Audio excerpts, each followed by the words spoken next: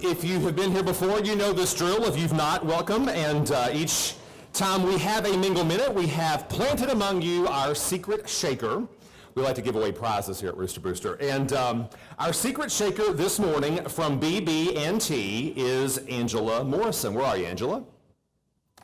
Good morning. We rode the escalator up together today. By the way, Angela cannot text and walk at the same time. Anybody else feeling that pain?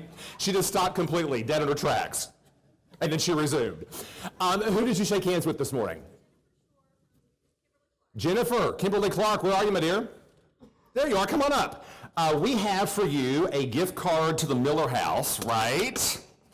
And we also have 2 tickets to Black and Blue, the special sneak preview event that's taking place July 28th, a brand new feature film about University of Kentucky football, and you have tickets to that too. Congratulations.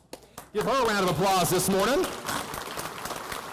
As she takes her seat, we'll welcome the folks who are tuned in on radio this morning, WOMI Owensboro, 99.1 FM, 1490 AM. I mentioned earlier that it is intern day, and I actually brought my intern with me this morning. She is from Western Kentucky University.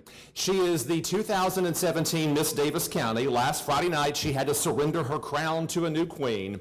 She's doing a bang-up job this summer working for us at WBKR, and she's going to help out this morning with our new chamber member introductions. So I want y'all to give a rousing round of applause to a young lady whose name says it all, Elegance Shimwell.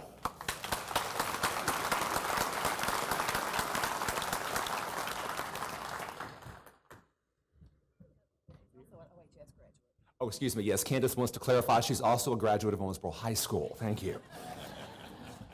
Anything for the alma mater, Candace? Okay, so our first new member is Adorn Boutique. Adorn Boutique has everything you want and need for your fashion desires. From something dressy to your everyday casual wear, they got you covered. Come shop with Adorn, located in O Town Square Shopping Center, and let them help you find your perfect outfit. Love that. So we're going to welcome Haley Ling and Andrea Mills from Adorn Boutique. Next, we have Compass Counseling of Owensboro.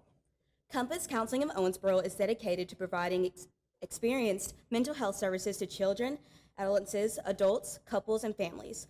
Couple counselors work to improve overall wellness and offer guidance in healing and personal growth. They're compassionate and committed to serving the Owensboro community to cope with life changes. Now serving from 2 locations at 2707 Breckenridge Street and 2309 Frederica Street. You can reach them today at 270-215-4000 and at compassowensboro.com. So we're going to welcome Lindsay Lanham, Gary Barker, Julie Johnson, and Jamie from Compass Counseling of Owensboro.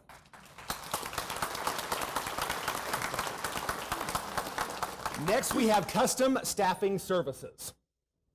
Custom Staffing has been providing services in Evansville since 1969. They currently have a coal mining division as well as work with light industrial companies. They also staff for office clerical, administrative, and customer service positions. They have an office in Princeton and serve as many as the Toyota suppliers.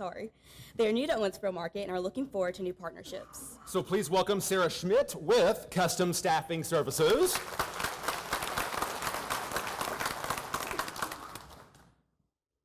Next we have Delta Management Solutions. 20 years of experience as administrative assistant in real estate and 10 years as a property manager gave Donna a vision for small businesses. Delta Management Solutions has been curated to do just that. They manage over 80 residential properties as well as homeowner and condo associations. Donna is a licensed Kentucky real estate agent with Triple Crown Realty Group and a certified professional of occupancy and certified in housing. I noticed how you bailed on her middle and last names. Donna Zogelman Bittner with Delta Management Solutions is here.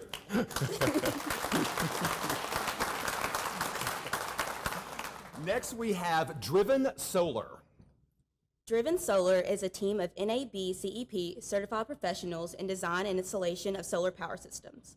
NAB CEP is the most recognized and esteemed certification the solar industry has to offer.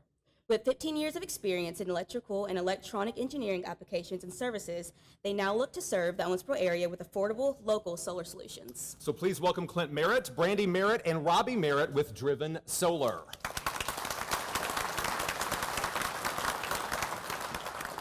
Now we have Ed's Automotive. Ed's Automotive is a regional leader in offering tires, wheels, comprehensive auto repair, and brake service to the greater Owensboro area. Their number one focus is customer service, the foundation of their business. Ed's Automotive offers numerous services such as tire rotation, wheel alignment, brake service, oil changes, engine repair, and more. Located at 3300 Warehouse Road, Ed's Automotive is proud and ready to serve this community. So we're going to welcome Ruben Garcia and Elazor Valdez with Ed's Automotive. Heartland Payroll and HR. When it comes to payroll, HR, and hiring, no one makes it easier than Heartland. Balancing your business time and attendance, human resources administration, tax reporting, and more in one online interrogated suite. Contact Lance Studley to learn more. 507-773-3168. So we welcome this morning Lance Dudley and David Kinney with Heartland Payroll and HR.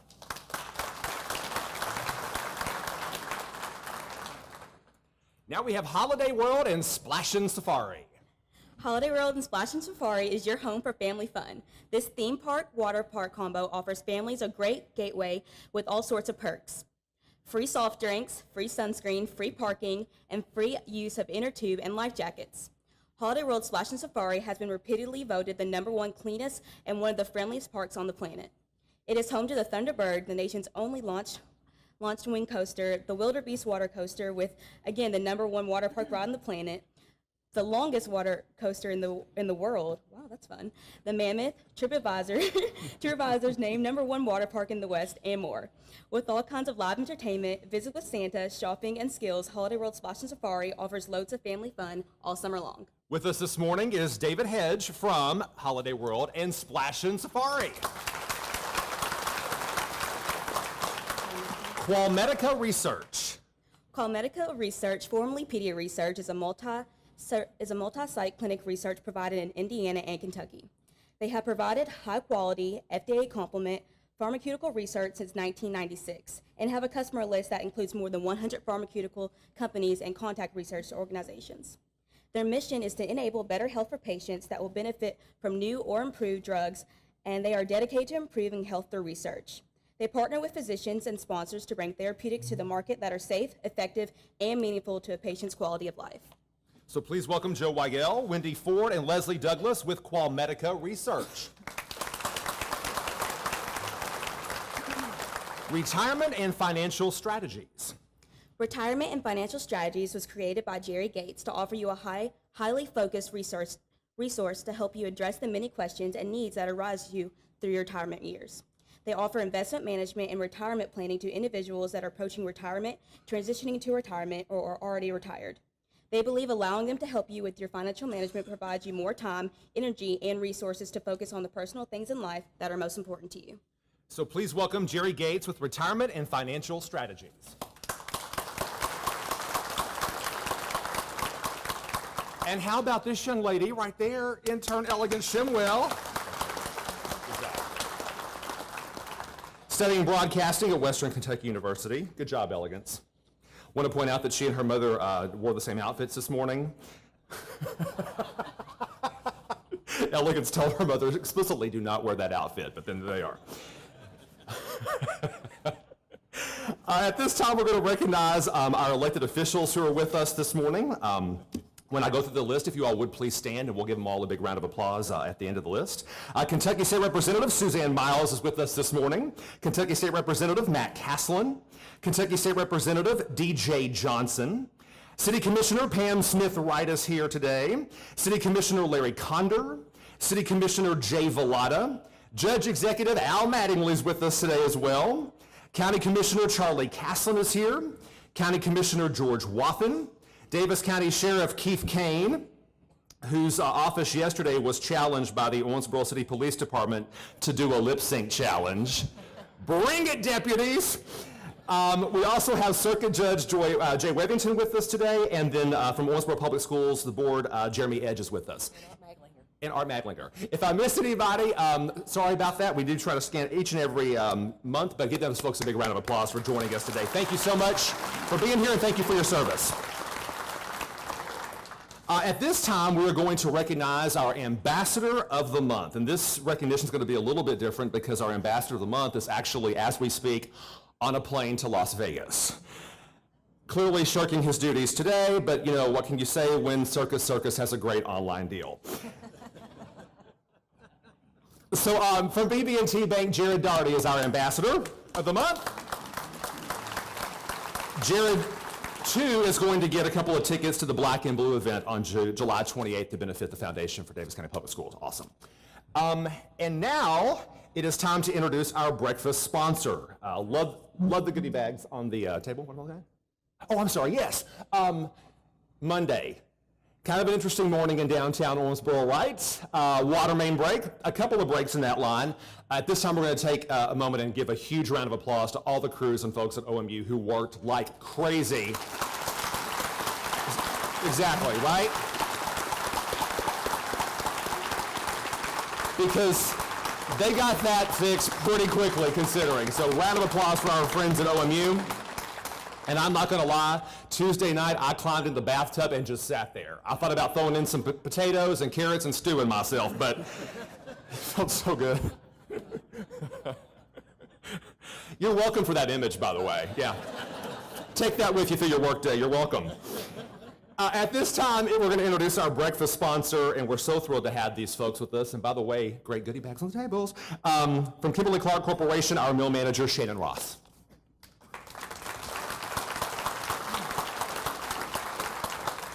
Thank you. I'm here representing Kimberly-Clark out of the Owensboro facility.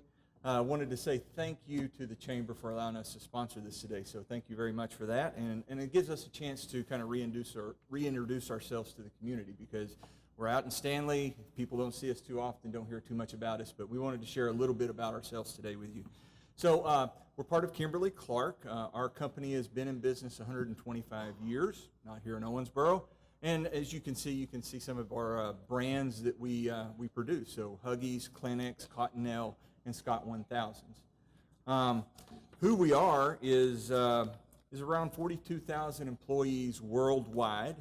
We do about $18.3 billion in sales across the globe. And we hold the first or second share in about 80 markets across the world. And so we are a global company. We have a strong global brands, and we have 5 brands that we consider billion-dollar brands, which means 5 brands generate about $1 billion of sales out of the $18 billion that we do on an annualized basis.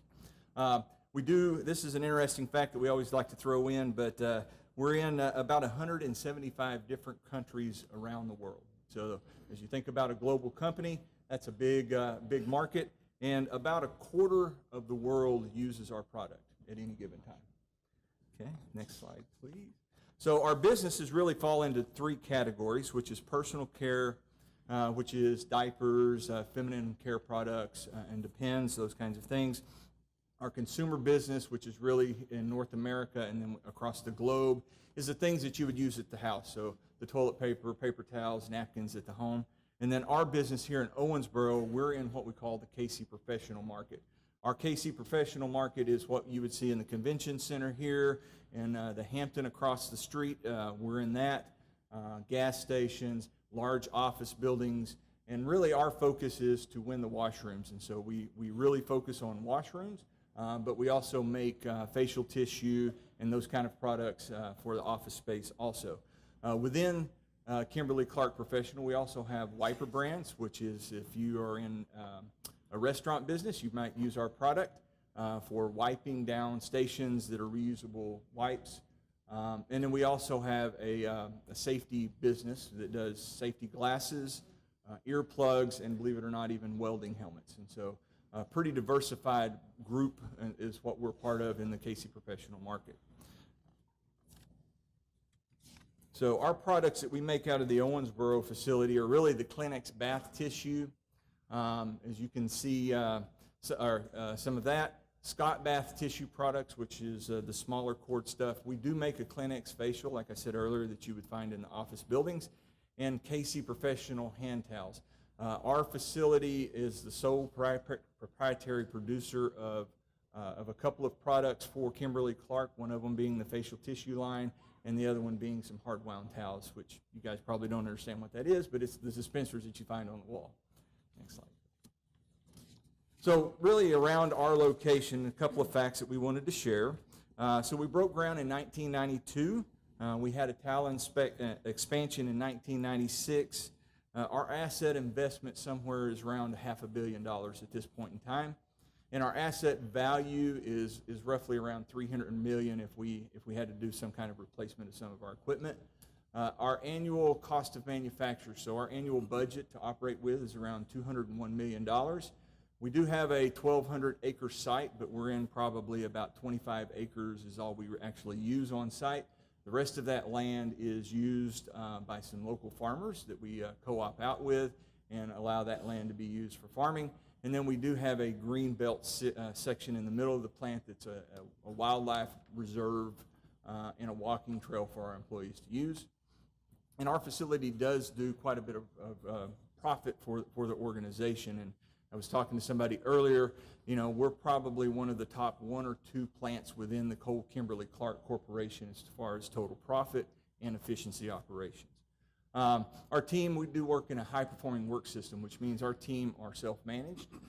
They don't have supervision at night. They make the decisions on how to run the operation, and we support that through resources such as engineering and those kinds of things. We do have about 343 team members. That goes up and down depending on attrition. Currently employed at Kimberly-Clark, but we also affect about 250 additional team members or people are employed through us being in Davis County. So whether it's La Costa, Austin, which is our maintenance group, several people that haul different materials throughout our organization, and then we interact with probably another 150 people here in the county that supply product for us. And so it's very important for us to look at buy local, so we try to look at local suppliers first, and then when we don't have local suppliers that can meet our needs, then we have to go broader, but typically we try to focus in on the local market. The average tenure at our facility, though, is we're in a kind of a different situation. So the mill started about 25 years ago. Those folks are starting to retire at this point in time, but we do have about our average time of employment has been about 15 to 20 years right now, and that's starting to turn over. And so this year, I think in 2017, we hired roughly 25 new team members, and we're probably on track to hire another 25 in 2018.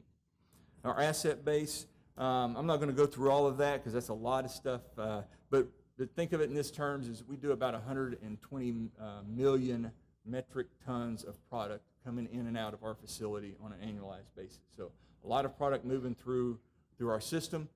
We all are also a 100% recycle facility, which means our paper that we make doesn't harm the forest, so to speak.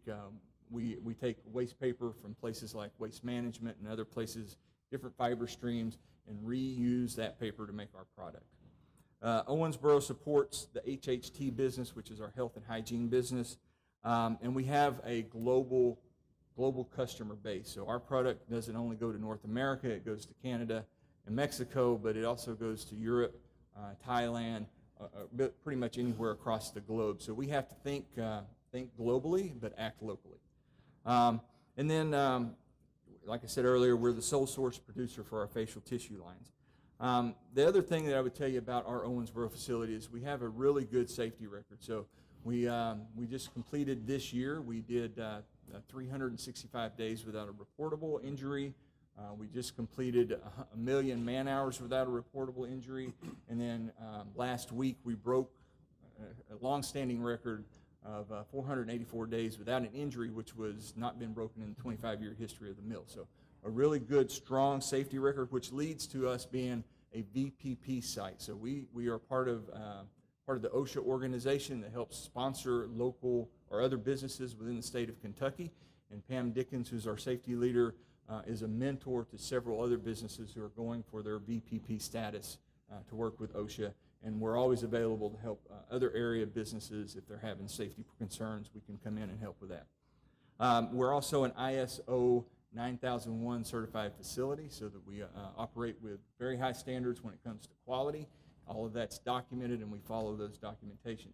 Another unique thing about our facility is Because we're out so far in the Stanley area, we have to have a certified state fire brigade. And so we have team members that go through the exact same fire training that a lot of fire departments go through and can perform multiple rescues. We also have a full EMT staff that deals with any kind of injuries or people if they get hurt. We're roughly 30 minutes away from any kind of help by the time it gets there, so we have to have that capability in-house to be able to deal with that. And then finally, I'll wrap it up with, we really believe, and we've started over the last couple of years trying to get back into the community and support our community. Our corporate donations for United Way are somewhere around $64 million. Our facility in our area has done a little over $1.4 million over the last couple of years, and so we do a lot of work with that. We also do a lot of product donations. Recently, when we had the Injured Warrior Run come through Owensboro, we were part of that and did some donations to help that be successful. So we're looking for opportunities to be more involved in our community, and we're trying to drive that for us. And that's really Kimberly Clark out in Stanley. And so if you don't know us, come find us, and we've given the gift bags. And if you would like to know more about our products, that's also in the bag too. And then the last thing is I would just share this. They told us you guys like gifts. So in each one of those bags, not each one, but in a certain amount of them, there is a gift ticket that will allow you to take some of our product in the back as you leave the facility today. So thank you very much for the time, and I appreciate you listening to me for this 5 or so minutes. So thank you. With our chamber update for July, our CEO and President, Candace Brake. Good morning, everyone. First of all, just back to what Shannon said, I don't know if you all lost the point of the fact that this meal in Owensboro, Kentucky is the #1 meal globally. That is absolutely something for our community to celebrate. Congratulations to you.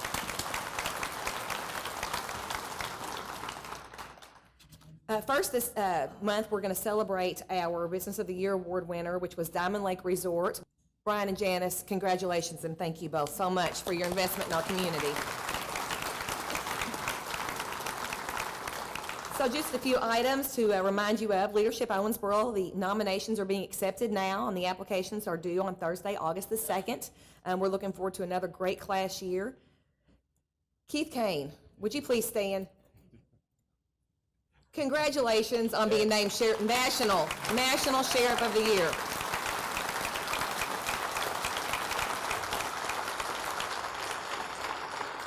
We tip our hat to you.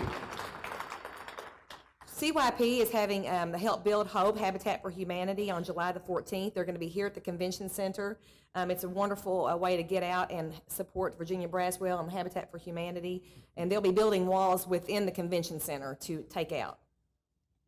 Ribbon cuttings this month, retirement and financial strategies, will be today at 12:15. Come join Jerry Gates and his crew for that wonderful ribbon cutting. July 18th, Theratree. July the 19th, Owensboro Health will cut the ribbon on their surgical weight loss center. And July the 26th, Hayden Farms is opening up the first poultry education center that we know of in the country. And that is an education center where people can come and actually watch the various stages of that production process. And the Hayden family is constantly innovating too, and it'll be something really interesting to come to try to make it, 12:15 at Hayden Farms. And our Golf Classic is coming up at the end of August. We want to thank all of our sponsors. That's presented by Owensboro Health, and we have many sponsors. We'd like to thank those. And as you can see, the photo sponsor is Kentucky Legend, Platinum sponsors Hearts Contracting, the golf ball sponsor is On Time Fab, hole sponsors 323 Staffing, Aflac, Chick-fil-A, Disaster Team, Court Physical Therapy, OMU FiberNet, and Sleep Number. And our gold sponsors are Alexander Thompson Arnold, Assured Partners, Atmos Energy Corp., BB&T, Cherokee Millwright and Mechanical, Domtar Converting and Distribution, Don Moore Automotive, EM Ford and Company, Enterprise Rent-A-Car, Evergreen Lawn Care Incorporated Weedman, First Security Bank, Old National Bank, Owensboro Riverport Authority, Purdue Farms, Republic Bank, Ronnie Hancock CPAs, Southwire, South Central Bank, Southern Star, State Farm Insurance, Ryan Vincent, Sun Windows Incorporated, Team Owensboro, U.S. Bank, U.S. Lawns of Owensboro, and Wellington Park. Thank you all to our sponsors, and we look forward to seeing you on August the 30th. The network has various meetings this month. That's where small business people can get together and network on products or goods. And as you'll notice at your place, we have Chamber Matters. Those renewals in there, this month's renewals, please take a look at those people on the list, those businesses. And remember, we have to lift each other up, do business with Chamber members. They're investing in you, they're investing in the community. And just as Shannon was talking about of local, we have to support one another because that supports our local jobs, small business, and our industries here. John Conti, thank you all for being here this morning. And that is all I have, Chad. Thank you all for being here. Candace. And to introduce July's guest speaker, we have our board chair, Bart Darrell.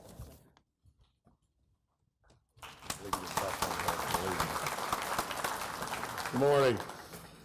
Dr. John Purcell has dedicated over 3 decades to helping farmers safely and sustainably grow food using less of the earth's natural resources.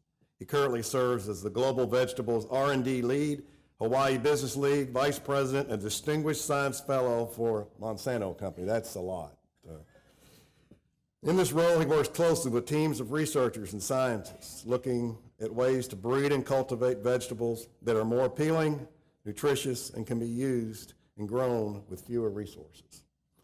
Over the course of his career at Monsanto, Dr. Purcell's work and research has taken him to more than 35 countries around the world to work with and learn from farmers in their fields. His prior roles at Monsanto include Hawaii Technology and Business Lead and Global Technology Development Lead for Monsanto Vegetables, as well as several other roles in the Monsanto Technology Organization, in which he contributed to advancements in many diverse crops, including corn, cotton, and wheat. Prior to joining Monsanto, Dr. Purcell was a postdoctoral researcher at the United States Department of Agriculture. His PhD in molecular and cellular biology was granted from the University of Massachusetts in Amherst and focused on studies in insect biochemistry. So, Jeremy Age, you're not the only person today with a PhD in molecular biology. Congratulations. He is, in case you didn't know, that is a joke. But he is an inventor on several patents and an author of numerous scientific papers, reviews, and book chapters. He is often invited to speak on agricultural technologies at venues around the globe. John's love for agriculture also extends to his personal life, where he's part owner of a family ranching operation in Montana. And Dr. Purcell told me last night he had the privilege of meeting some of our rising stars in agriculture, and he was very heartwarmed to see that Owensboro is a leader in that way. And then, of course, we have our Emcee talk about bathtubs and potatoes and other vegetables. So I guess there's an agricultural theme there somewhere. But in an attempt to rehabilitate our chamber and our community, would you please give a rousing Owensboro Davis County welcome to Dr. John Purcell.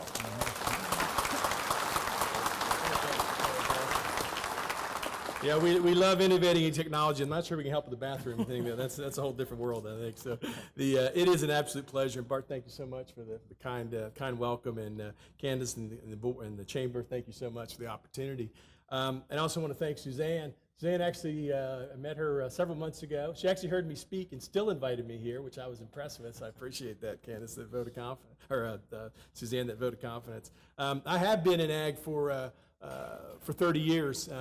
Actually, the communications team said, don't say 3 decades. You know you're officially an old you-know-what when they change your bio from years to decades. But it's been a great run.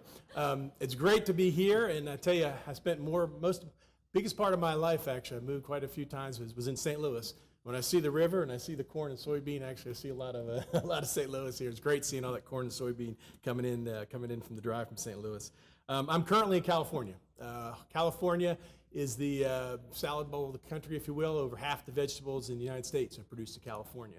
Our major research site is in the Central Valley of California, but it's a great place to be in ag, a great place to be in the food sector.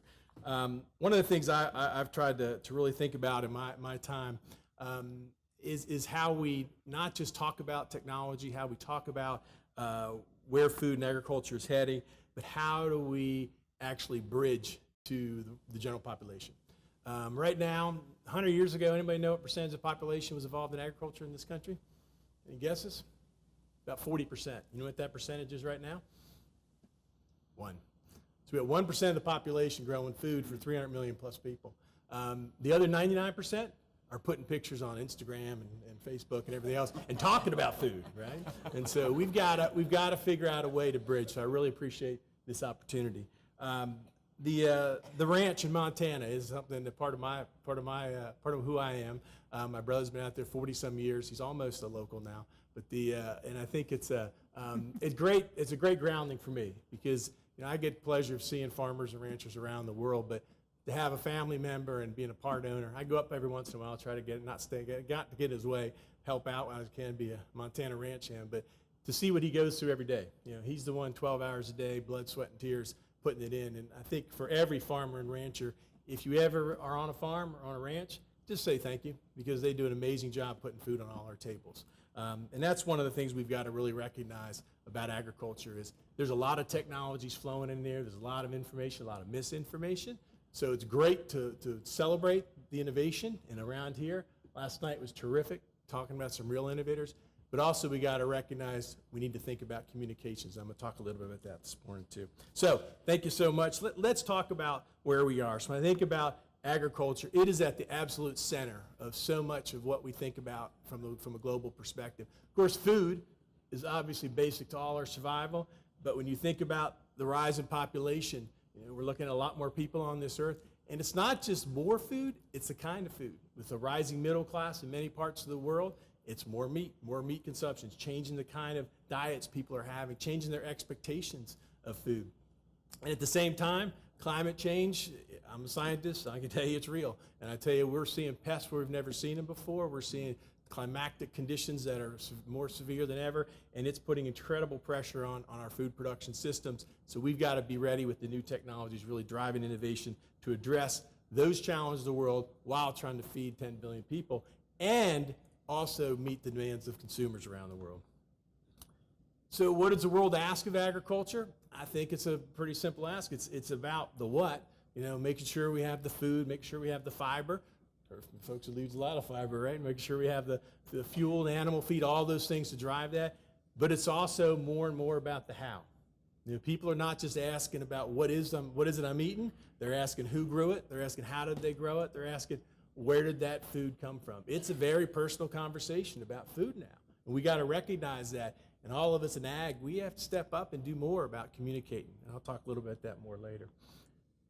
When I think about the trends influencing the food value chain, I spent a lot of years in crops like corn and cotton. Got a nice cotton tie, actually, from Delta Pine right here on. But I think when I moved over to vegetables about 10 years ago, it really did put me in a whole different world as far as the way we think about agriculture. It really is at the epicenter of a lot of these trends that are out there. From a competitive standpoint, there are people now involved in agriculture that really have never been before, which is a good thing. I mean, I think we need new voices. We need new thoughts on how we drive it. Consumer-wise, if you look at what's happening with consumers, especially in the U.S. and Western Europe, it's not an accident you see in so many markets, natural, organic, local, healthy, whatever. It's label, label, label. It's an important piece of this. People are looking for certain things that give them confidence. But really what it's about is they want to know, how was this food produced? Is this food safe? The labels are almost immaterial. It's more about, tell me a little bit the history of this food, and that's what a lot of those crops. In our ranch in Montana, small, local, family-owned, check the box, right? People like that. But we're not putting pork chops in grocery stores around the country, right? That's a whole different deal, but we got to support all of agriculture. We need the large producers, we need the small, we need it all to meet those needs. But consumers are putting more and more demands.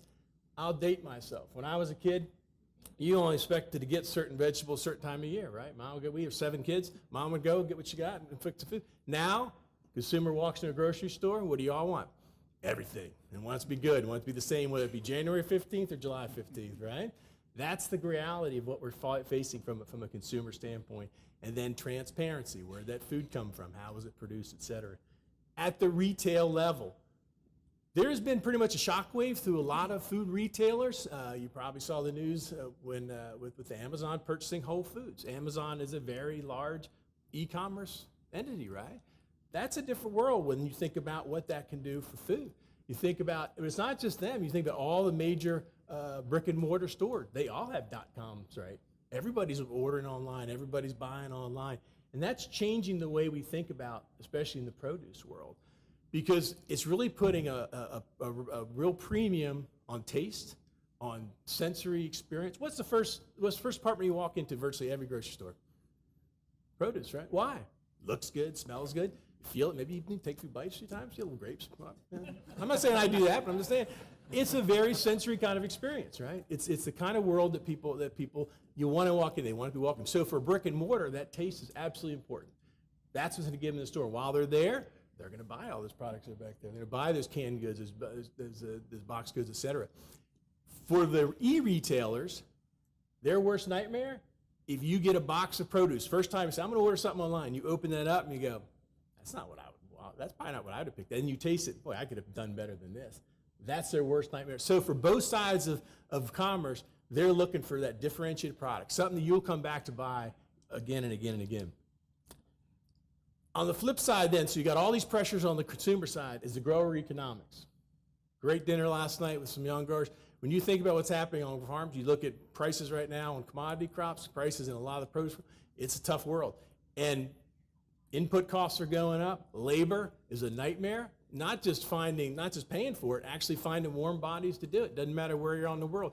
Finding people that want to work 18 hours a day on a farm, it ain't easy. There are a lot of the jobs out there right now. So that margins are really tight and the economics are difficult.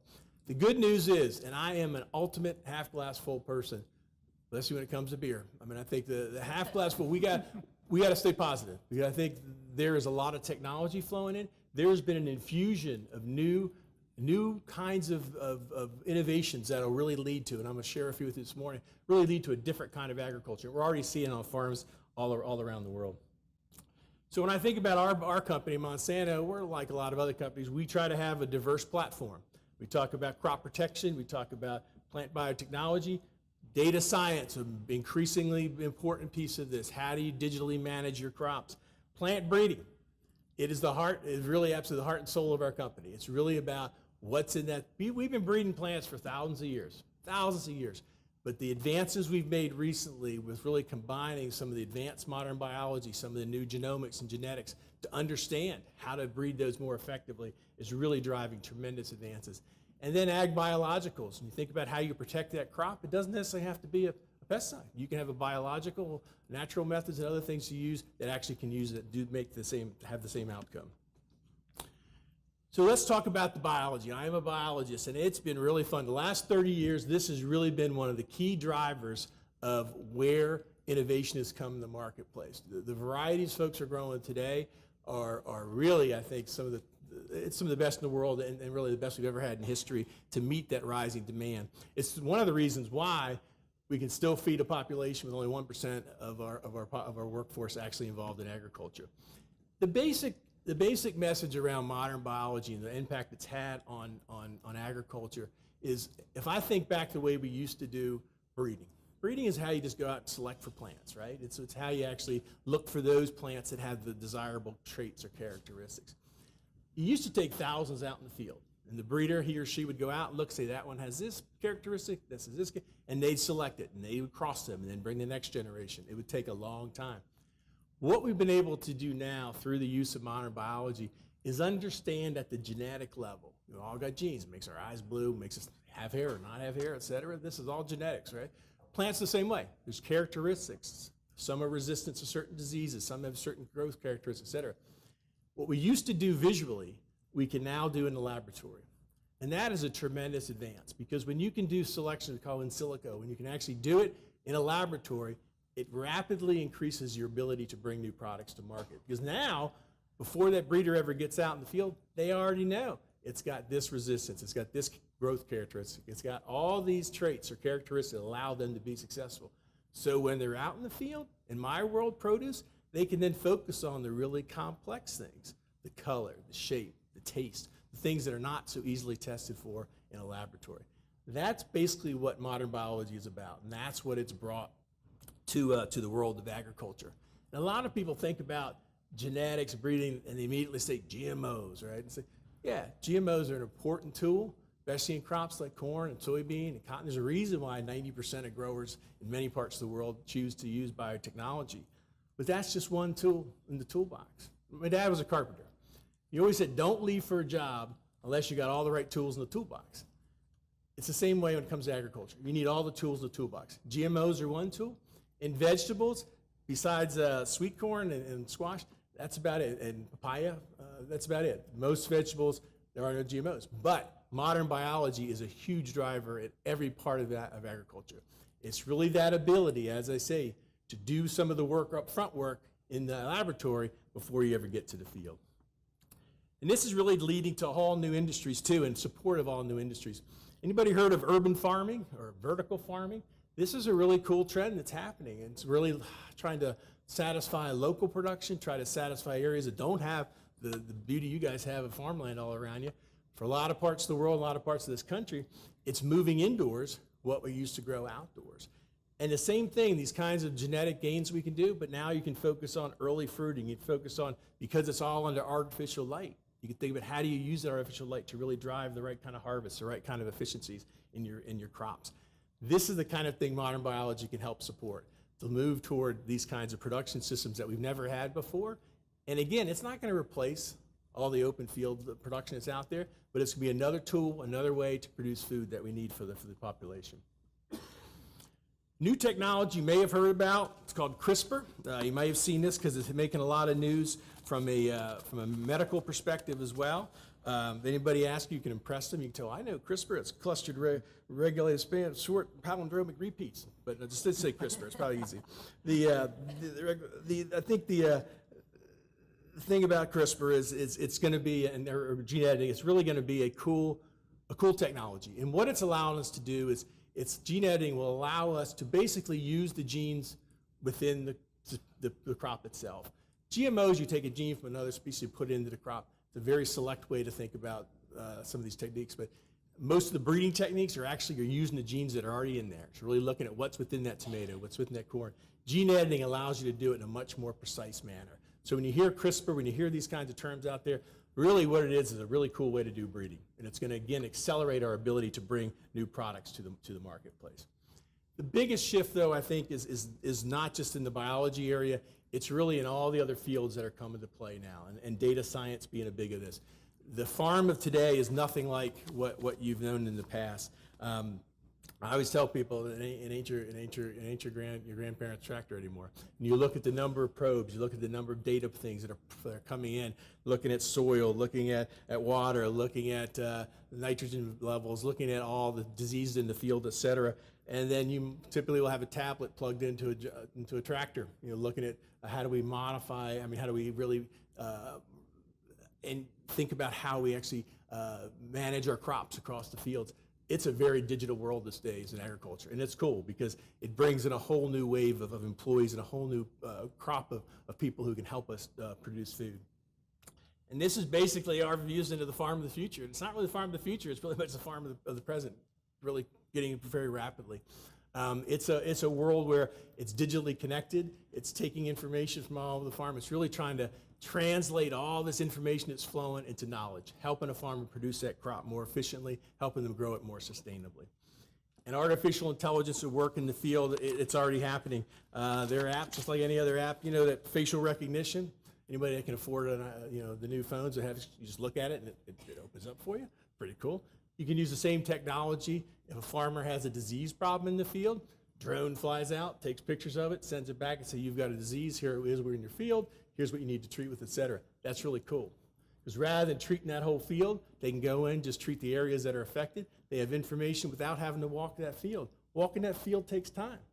Being able to use these kinds of technologies will really accelerate our ability to take advantage of that. So this data science world we're in, this new world of information age, it really is giving the insights. Growers make really dozens and dozens of decisions every growing season. And to help them do that more effectively, this is where the digital age comes in. And this innovation is driving a whole new wave of ag tech startups. It used to be when you went to ag meetings, there were a lot of folks like me from seed companies, people from big supplier houses, growers. You'd have some of the produce, some of the chain, the market chains, et cetera, the produce market chains there. Now you go, it's all these folks from Silicon Valley. It's all these startups, these venture capital companies. it's a different world than it was a few years ago. And it's fun. I mean, it's exciting to see the infusion of new technologies, the new thinking on what innovation can we bring. The one question I always ask, and I'm in these groups and I'm surrounded by all these brilliant people from Silicon Valley, I always ask them, how many of y'all actually been on a farm? They all got these wizard apps and all this, but mud on the boots is the expression. I don't normally dress like this. Mud on the boots is the expression we talk about on the farm. And it's really that ground truth thing of how do we use this new technology, but how do we do it to help the farmer really operate their rancher operate their system more effectively. And that's really going to be the key. I think with all these technologies, though, one of the things that I take very seriously is how do we better advocate? And I will say at Monsanto, we did a terrible job for years. We talked a lot to our customers. We talked a lot to the chain. We did a lot of really sitting around a room with farmers and saying, here's what we need to do. What we didn't really talk about and what we should have been doing was talking to the 99%. As that is said up front, that 99% is talking about what we're doing on the farms. And I think it's funny, the governor of Hawaii had a really insightful comment. He's an engineer by training, and he said, you know, it's interesting, when I talk to farmers, they tell me how many people tell them how they should grow their crops and how many people tell them. And he said, I'm an engineer. I said, because I eat food doesn't mean I know how to grow it. Because I ride on a plane, I wouldn't walk into a factory and say, you really need to adjust your wings there. You need to do this.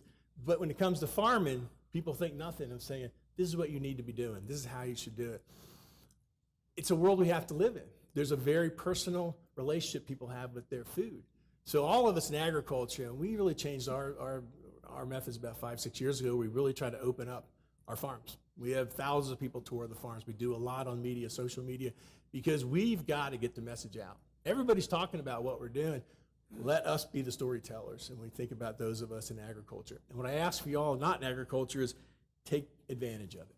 Take advantage of opportunities, talking to local farmers, talking to people that are producing food, understanding what they go through, because I think if we can get to a point where it's not this either or, this is good, this is bad, this is right, this is wrong, when it comes to all these different labels that are out there, we can accept that we need food, we need agriculture. And I will tell you, I've been with a lot of farmers around the world.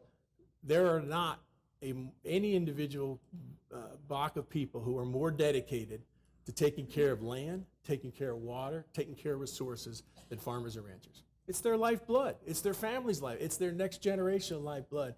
And we got to respect that. In a lot of parts of this country and the world, they don't have the basic respect and understanding of what farmers and ranchers do and that commitment to sustainability that farmers and ranchers have. I want to just end on one note, and I think this is a really cool thing. Last night, thanks again for that dinner. It was wonderful to be surrounded. You know, I'm 60 years old, I'm about to be 60 years old, and I think about what's going to happen in the future. I would love to be here when I think about all these technologies flowing. I'd love to be here 30 years from now. I mean, 90-year-old me is probably a pretty scary thought right now, especially after breakfast, but I would love to be here 30 years from now and think about what has happened over those 30 years, because it's going to be an amazing time to continue to see the innovation, to continue to see the kinds of things that are happening out there. And what I'm really nervous about, though, and last night was great to help build my confidence on, is the next generation ready? Are we really going to have the people that are dedicated to really delivering that safe, sustainable food supply that we all are looking for?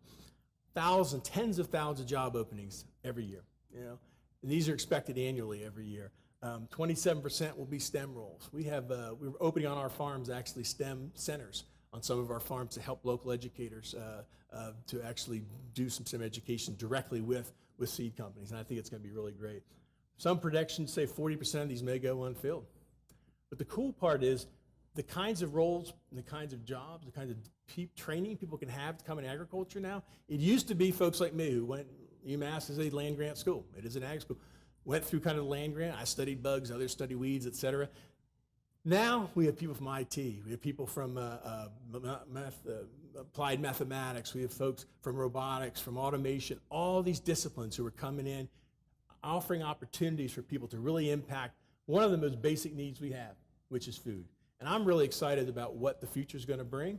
I think the confluence of technologies, the opportunities for young people to take advantage of this is going to be tremendous, and we need you. You know, we need the next generation of agriculturalists. We need the next generation of people who are committed to delivering.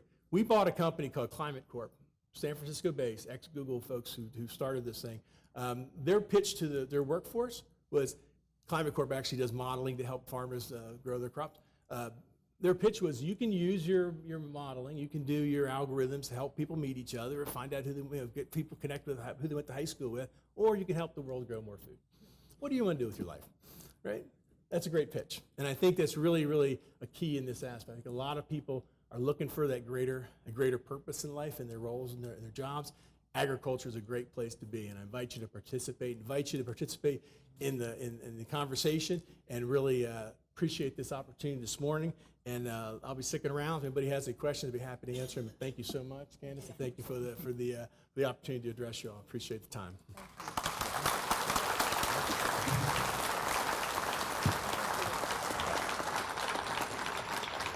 Mentioned earlier that we do have lots of interns with us today, and before we dismiss you guys, we want to recognize all the folks who are with us.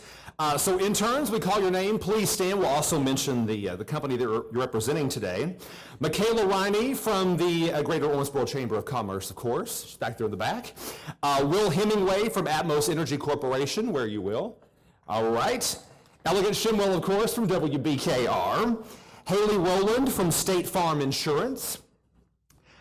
We have Peyton Booth from Christian Family Radio. Peyton. Cassie Blanford from Owensboro Health. Where's Cassie? And we have Lauren Bikey from Alexander and Company. She's back there in the back. Abby Stagemaller from Elder Advantage. Love that. And Christian Jones from Hillview Farms. Okay, interns, come down to the front here, please. Don't be shy. Come on, it's fine. Elegance help with the program. You guys come down here and stand and face people. Come on. Okay, so you all been working so hard, right, this summer? You've been learning a bunch of stuff. You've been on the job. You've been getting some great on-the-job experience, correct? Yes? Affirmative? Okay. So our friend Dave from Holiday World and Splash and Safari actually brought with him today some tickets to Holiday World and Splash and Safari. But naturally, as interns, you all need to learn that nothing comes for free, so you have to earn this. See what a great mentor I am for this child. But to earn those Holiday World tickets, all you have to do is shout out the correct answer to Holiday World trivia questions I'm about to ask. Sound good? So don't be shy. If you want to go to Holiday World and Splash and Safari and have some great end of summer fun, I need you to step up and be on it. All right? Question number 1. Pair of tickets waiting for the person who gets it right first. This is the name of the fluorescent indoor ride at Holiday World on which you capture turkeys and then have pizza to celebrate Thanksgiving. Get it, girl. Get over here. Now that is being assertive. One more question, one more pair of tickets. This ride celebrates the mystery of Sleepy Hollow and Ichabod Crane. I hear crickets. Who said that? Get over here, Christian Family Radio. Way to get it, Peyton Booth. For the rest of you, I have tickets to the Davis County Lions Club Fair, which gets underway the middle of next week. 2 new events, Monster Truck Show this year and fireworks. You all, thank you so much for being with us. John, thank you for being with us today. Have a great month, and we'll see you in August at Rooster Booster.